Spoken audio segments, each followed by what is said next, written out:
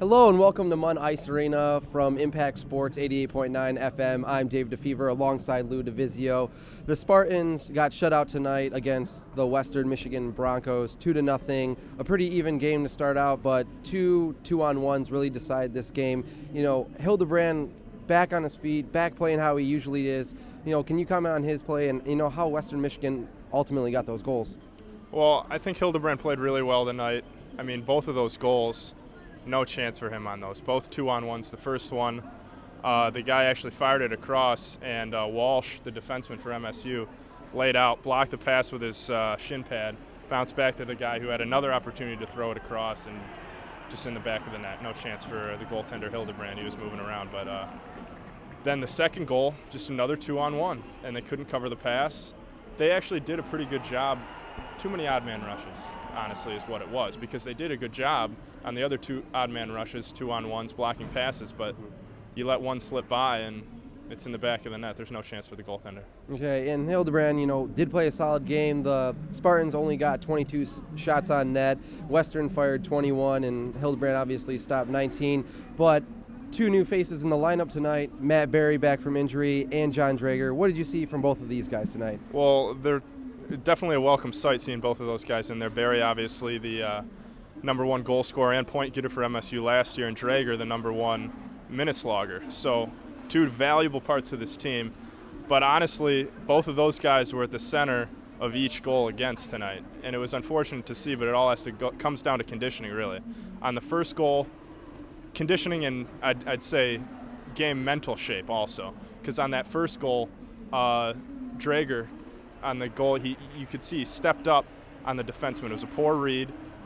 The back checker didn't get back in time, and that led to a 2-on-1, which ended up in the back of the net. And on the second goal, McEachern was working it down low, and he had actually a really good shift. That was a really good shift. I kind of felt like something was going to happen for the Spartans, and then McEachern kind of lost control of the puck. They sent it the other way, another bad pinch by the defense, and Barry was caught in the far corner. And he didn't have a chance to get out, and you could tell that he was struggling. He was dogging it all the way back. I mean, the guy hasn't played a game since last year.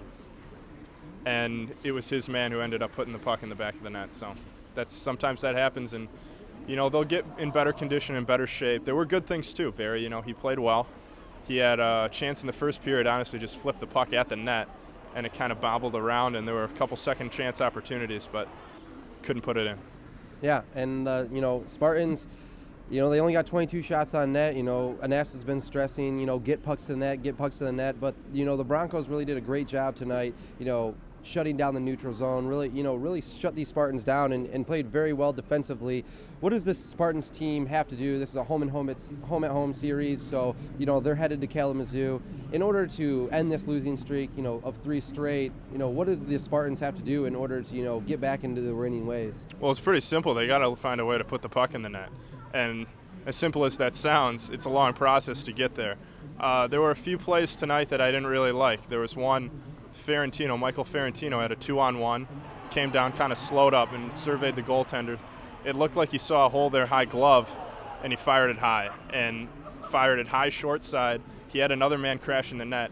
And just like that, when you do that on a 2-on-1, then it's an odd man rush the other way because it goes off the glass. You got 2 men caught deep, and then the men who were caught deep for Western get a chance to turn right back up ice. And that's not a play you want to see, especially when you're struggling to score goals. You got to hit the net on that play. I would have much rather seen something low block or low pad for a rebound to the other guy crashing the net, or just something for a second chance opportunity. When you miss the net like that in a prime scoring chance opportunity, you just can't do that when you're struggling to score goals. There you have it. The Spartans fall 2-0 to the Western Michigan Broncos here at Munn Ice Arena.